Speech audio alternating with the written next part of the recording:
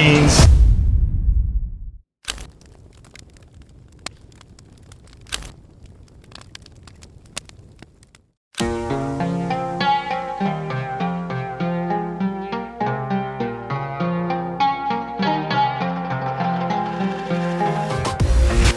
Alrighty, so we got the axle in that we needed for the driver's side, and we got the drive shaft back from the shop. As you can see, it's been shortened up here. I think they might have painted it or something as well. It just looks cleaner. And we're gonna first put the axle in, then put diff fluid in, and then put the drive shaft in. And then at that point, the drive line should be completed, and we should be able to see the rear wheel spin. Like, we'll turn the car on and we'll rev it in like a gear, and we'll see if the wheels are spinning and if the brakes are working and all that. And then I guess from there, we should be ready for a test drive.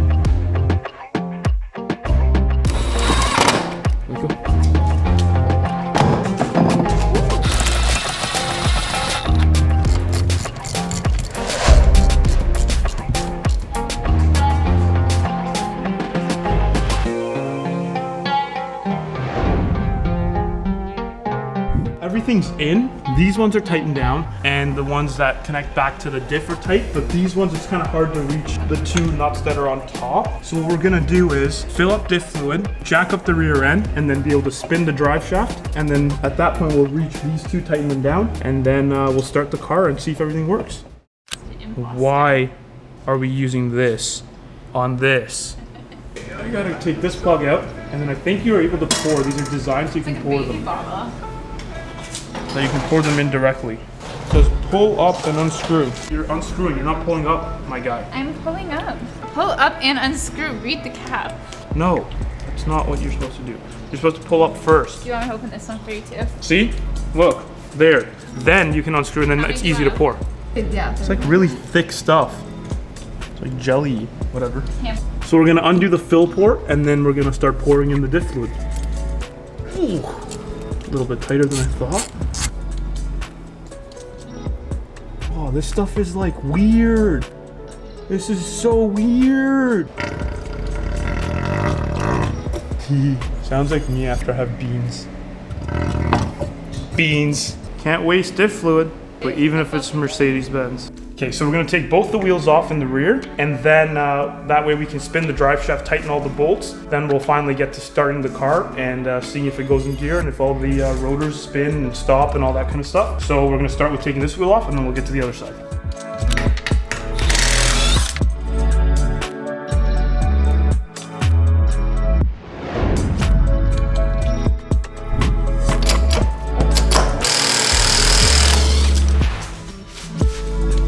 All right, so we're just gonna tighten these ones now. Ones we couldn't access before.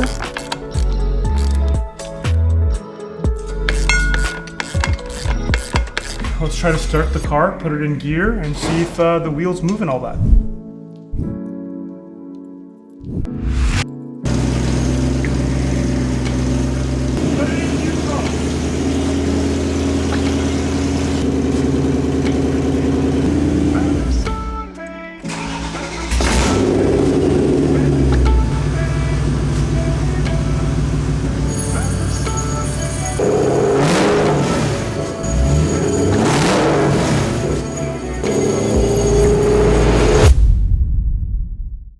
So as you guys saw when the car was on, we put it into gear, we revved it a little bit, the rotors were spinning, and when we hit the brakes, they stopped. The driver's side caliper seems to be kind of sticking a little bit, so we're gonna have to see if there's an actual issue and if the seals need to be replaced, or if it just needs to be ran a little bit and the pad's broken in. But other than that, everything's working, so we're in business. It's just obviously really snowy out, so we can't really take it for a little bit of a test drive right now. As soon as we can, we will do that. And I think the next step, we might as well start kind of mocking up where the exhaust is gonna go and figuring out how to get the Akropovich to slide on and also make a mid pipe to join up with it. So that's gonna be the next step now, since we can't drive it, but we're in business finally. It moves, it's ready to drive.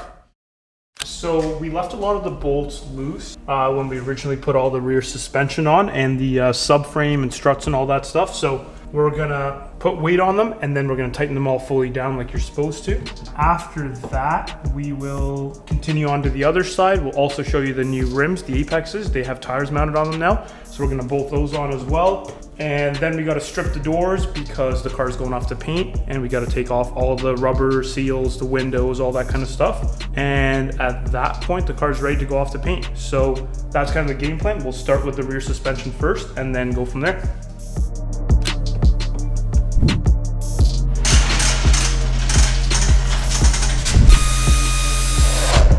The reason we're taking these hoses off is because the 1M has different hoses, because the evap canister gets relocated and so does the charcoal canister. And that's the evap there right now, but that's gonna get relocated. So might as well take these off. It's gonna make it easier for paint as well, and no point keeping them on.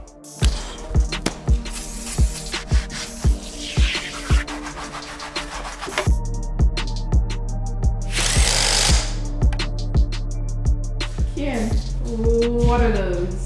What are those? Pretty sure you're wearing the same shoes.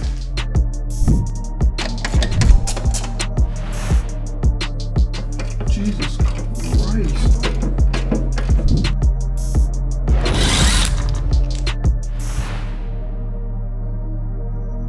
Here's the new Apexes.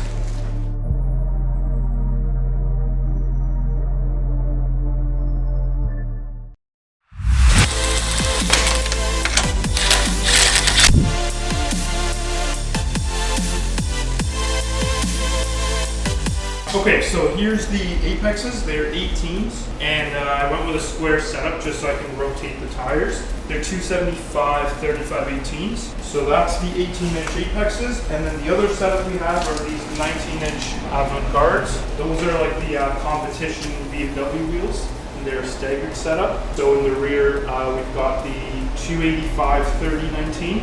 And in the front, 255 35 19. So we've got two different setups. One's more of a street setup, one's more of a track setup. We're gonna start stripping the doors now because the car's going off to paint in a couple days. We gotta get all the door card, all the little trims, the rubber pieces, the trim on the outside, this gasket all the way around, the door card, all that kind of stuff needs to come out so that the doors can get repainted. So let's get started, I guess.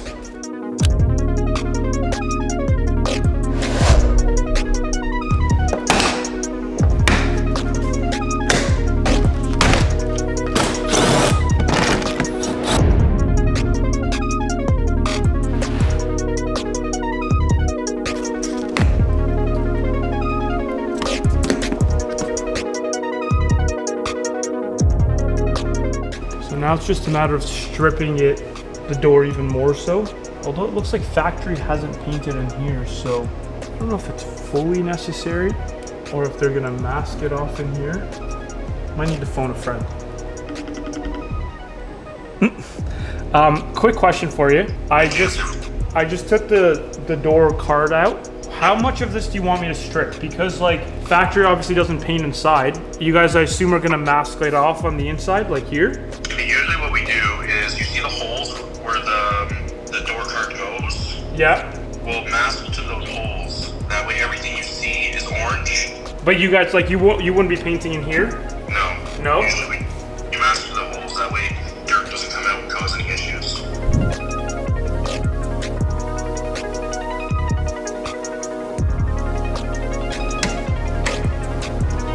Okay, that's that.